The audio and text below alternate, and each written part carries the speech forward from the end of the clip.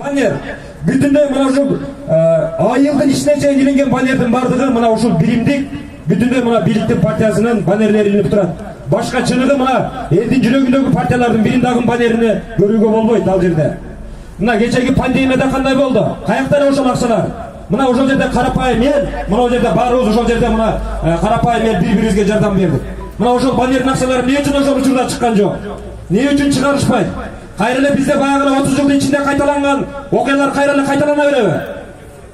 Эмне үчүн бийлик бүгүнкү күндөгү жамгырдан кийин ачылган козугарындай жаңы партияларды ачып чыгара берет? Кыргызстанга жетишет, 300дөн ашып кетти, 500ге жакын партия жетет. Кыргызды бөлүп жарып бүттү. Кыргыз биз аз гана калкпыз, көп улуттуу калкпыз.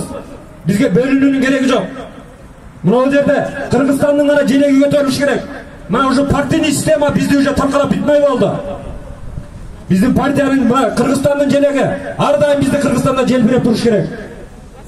Бизде мына ушундай бөлүнүп жарылуу, бизде мына ушундай мамлекетти торогон, мамлекетти жеп ичкен бүт мына ушулар бүгүнкү күнү ошондой бай мына партияларды түзүп алып Кыргыз элинин башына айландырып атат. Көрүп атабыз, акчага сатып алып атышат, акча берип атат шайлоочуларга. Эртең мына 5 болот, октябрдын 4-ü шайлоолор бүтөт, анын дагы эртеси болот.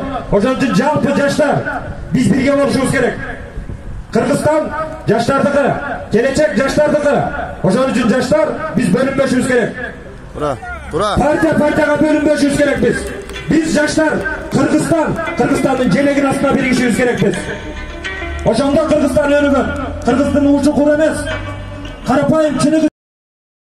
Биздин Курманжан YouTube каналына жазылганда лайк басканды унутпаңыздар. Коңгуроону басып биздин видеолорду биринчилерден болуп көрүңүздөр.